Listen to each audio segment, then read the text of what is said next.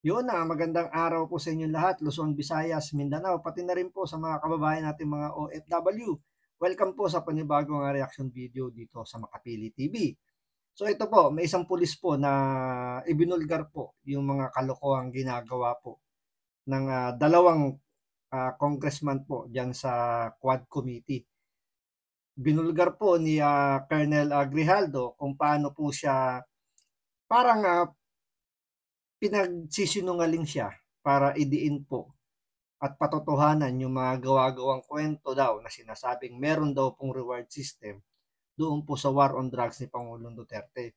So dito nanindigan po, bilib ako sa pulis na to kasi alam nyo, pwede siyang imbitahan ng Quad Committee at pwede siyang i-cite in contempt right away kapag siya ay dumalo roon. Kasi wala naman siya magagawa dahil kapag siya inimbitahan ng Quad Committee, no choice siya na hindi siya umattend. Yun nga lang, umattend man siya o hindi, sigurado isa-cite in contempt to dahil sa ibinulgar niya na itong dalawang kongresista na si Dan Fernandez at si Abante, mukhang iniimpluwensyahan siya para magsabi siya ng kasinungalingan at kumbaga parang sakyan niya yung script na gustong mangyari ng Quadcom na lalong madiin po si Pangulong Duterte, sila Senator Bato, Senator Senator Bongo, tungkol dun sa EJK na sinasabi nila para alam nyo na kumbaga talagang wasakin po yung kredibilidad ng mga Duterte, especially ng mga nakadikit kay Pangulong Duterte. So, yun yung pinakaplano nila, nalantad po sa ginawa po nito ni Colonel Grijaldo. So, panoorin po natin itong kanyang naging statement, yung kanyang naging, kumbaga, yung kanyang naging aligasyon dito sa mga miyembro ng Tuwad Committee. So panoorin po natin itong video ito. Pero bago ko lang lahat, kung hindi ka pa nakasubscribe sa Makapili TV, baka pwede naman pong pakipindot po muna yung subscribe button. At the same time, palike na rin po ng video. Wala naman pong bayad yan. Kaya pindot na. So ito, panoorin po natin itong mga revelasyon po or sabihin natin nakakabilib na statement ni Colonel Grijaldo. When I entered the room, I saw two lawyers of Police Colonel Garma standing inside the room. One of the lawyers approached me and then asked me what we are going to talk about. I said, I do not know. After a while, Kong Dan Fernandez entered the room and he asked me to sit beside him on his right side. And then Kong Abante entered the room, sat far end of the chair on the right. One of the lawyers of Police Karma stood near at my back. Kong Dan Fernandez put the paper he was holding on the table and told me, ito ang sasabihin mong statement na ito. While pointing on the paragraph on the paper, ito ang supplemental affidavit ni Colonel Garma.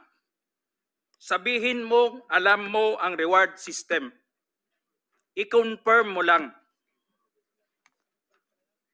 Kong Dan told me to read the said affidavit.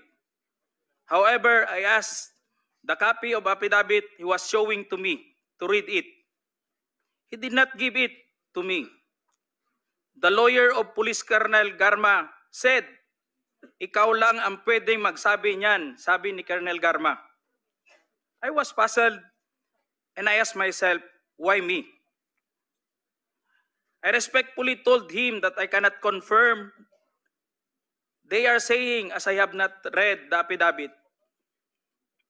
We went silent for a while. And then Kong Dan Fernandez said, while holding the affidavit, saan ka pwede? Dito, noong 1999, about DDS, alam mo to, pulis ka na sa Davao nito. I politely told him that I was not still with the PNP because I was working with the Bureau of Jail Management and Penology in 1999 that time. After some time, Kong Abante asked me how many years do still I have with the PNP. I answered, I still have 4 years before my retirement. Then he made a remark, "Pwede ka pang maging general."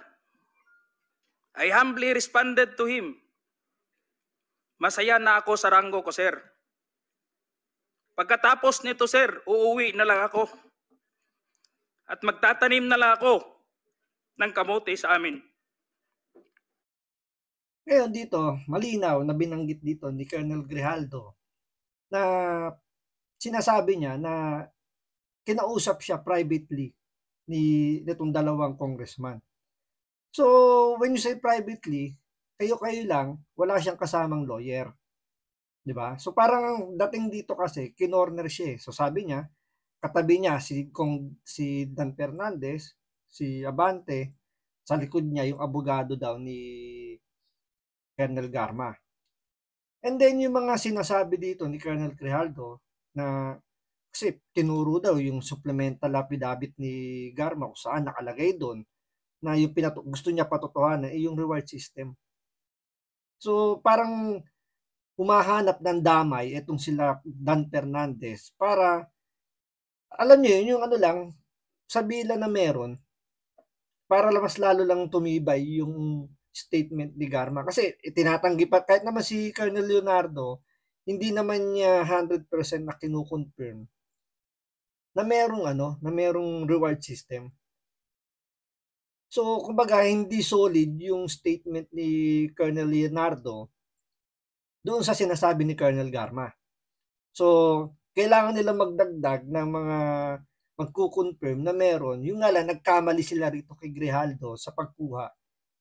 At hindi maganda kasi, nung kausapin siya privately, na wala siyang kasamang lawyer, considering investigation niya in aid of legislation na pwedeng sabihin natin maka-impluwensya or pwede siyang bigyan siya ng parang pinoforce siya na gumawa ng hindi maganda. Kasi nga, pwede mo namang gamitin or pwede naman siyang kausapin executive session para transparent. Kasi dito, nawala yung transparency kung kakausapin siya ng privately. And then, yung isa pa doon, yung sinasabi ni Abante, yung pagtatanong sa kanya na kung ilang taon pa meron siya sa PNP, na pwede pa siya maging general. Doon, malaking gray area yun eh. Pwede mong isipin na bribery yun. Pwede ring, alam niyo yun, pwede ring panakot. Pero, ang pinakapunto ron, kung ganun parang inooperang ka, na pwede ka pa maging general sa maikling panahon, kung susunod ka sa script na gusto nila dahil nga ma-impluwensya itong mga kongresista to, may mga may mga connection to. Huwag na nating ipagkaila na normal po sa gobyerno natin, especially sa Pilipinas, yung ganyang palakasan system, yung ganyang connection. So, kung talagang gusto siyang gawing general, kayang gawin niya ng mga kongresista. Pero yung nakakabilib dito kay Colonel Grijaldo, tinanggihan niya. At masaya na siya sa kanyang posisyon bilang colonel. At isa pa napansin ko rito, na ang puro kinakausap o ginukuha nilang resource person para patotohanan yung reward system is puro colonel. Colonel Espinido, Colonel Garma, Colonel Leonardo, ngayon si Colonel Grijaldo. Di ba parang yung mga ranggong mga binubuli dito ng mga Quadcom is yung mga nasa middle. Tulad nung si Superintendent ng Davao Penal Code, si Padilla. Di ba parang nasa gitna yung kanilang mga ranggo na parang pwede ka pang umangat or pwede ka pang ma-demote. So parang yun yung nila, yung pinaka-tinatarget nila rito para siguro sa tingin nila mas madali itong mga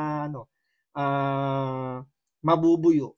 Kaya siguro mga kernel yung mga kinukuha nilang resource person. Yun nga lang, nagkamali sila rito kay Grijaldo dahil ibinuko ni Colonel Grijaldo yung mga pinaggagawa nitong mga nasa Quadcom. At malamang sa malamang, yung dalawang kongresistang binanggit niya rito, magda-damage control na to at asigurado magpapatawag to ng press conference para pabulaanan yung mga sinabi ni Colonel Grijaldo. So yan po yung aabangan natin kung ano yung magiging response nitong dalawang miyembro ng TUADCOM. Dito sa sinabi ni Colonel Grijaldo, mas lalo ng kumbaga lalo nang nagkaroon ng alinlangan o sabi natin ng kumbaga hindi na masyadong kapani-paniwala yung mga ginagawa ng Quadcom kasi nga kumbaga dito nabahiran na ng pamimilit parang gano'n, 'di ba? Na parang kasinungalingan na yung mga pinagsasabi doon dahil nga isipin nyo, answerable by yes or no, no without any explanation kung bakit yun ang sagot mo. So, sila na magde-decide kung yung sagot mo kung tama o mali. Kasi kung hindi nila magugustuhan, tatawagin ka ng sinungaling, at the same time, isa-cite in contempt ka pa. Unlike dito sa Senado, pagbibigyan kang magsalita kung ano yung gusto mong sabihin, at doon pagbabasihan kung yung mga sinasabi mo, tama o mali. Pero hindi nila sinasabing sinungaling ka, pero doon pa lang kukontrahin na yung mga sinasabi mo para magkaroon ng justification yung mga statement na ilalabas mo. So makikita natin yung pagkakaiba talaga ng Senado at ng Kongreso. So mas matalino po yung mga senador para po sa akin kesa doon sa mga mambabata sa Kongreso. So maraming salamat sa panood. Ingat po kayo lagi. God bless.